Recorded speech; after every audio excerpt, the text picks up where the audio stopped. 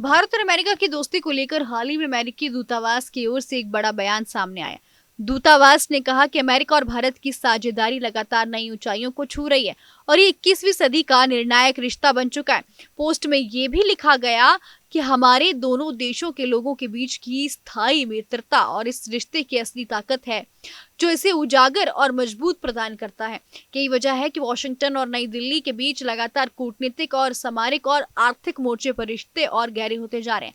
वहीं अमेरिकी विदेश मंत्री ने इस संदर्भ में बयान दिया। उन्होंने कहा कि भारत और अमेरिका के लोगों के बीच गहरी दोस्ती और आपसी भरोसे की ही संबंधों से असली नींव उजागर हुई है। दोनों देशों के बीच ये संबंध सिर्फ सरकारों तक सीमित नहीं है बल्कि समाज से समाज और दिल से दिल तक की दोस्ती है। यही कारण है कि चाहे लोकतांत्रिक मूल्य हो, तकनीकी सहयोग हो या वैश्विक व्यापार की चुनौती हो, दोनों देशों में कंधे से कंधे मिलाकर खड़े रहने की ताकत है।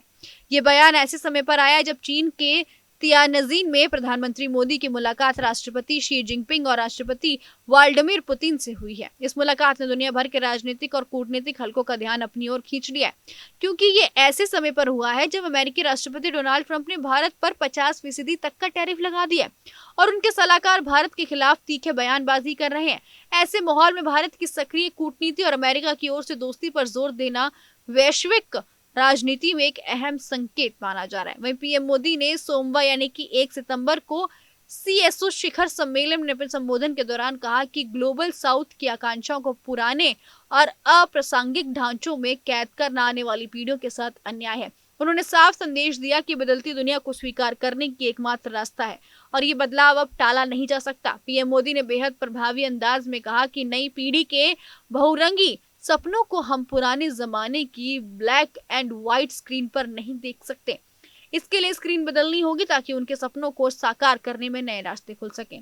प्रधानमंत्री मोदी ने अपने संबंध में संयुक्त राष्ट्र में सुधारों को भी जोर देकर एक वकालत की। उन्होंने कहा कि यूएन की 80वीं वर्षगांठ पर यह काम शुरू किया जा सकता है ताकि वैश्विक स्थानीय और संस्थानें आज की जरूरतों के हिसाब से अधिक प्रभावी और प्रतिनिधिकारी बन सके।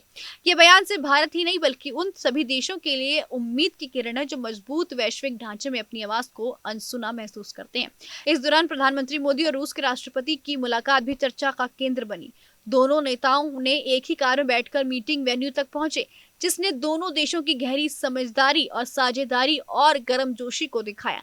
रूस और भारत के बीच रक्षा, ऊर्जा और व्यापार सहयोग पहले से ही मजबूत है और इस मुलाकात ने इन संबंधों में और मजबूती जोड़ने का संकेत दिया। कुल मिलाकर चीन में हुई मोदी, पुतिन और जिनपिंग की मुलाकात और इसके साथ ही अमेरिका की ओर से आई ये अच्छी प्रतिक्रिया इस बात का परिणाम है कि भारत आज वैश्विक राजनीति का एक निर्णायक खिलाड़ी बन चुका है।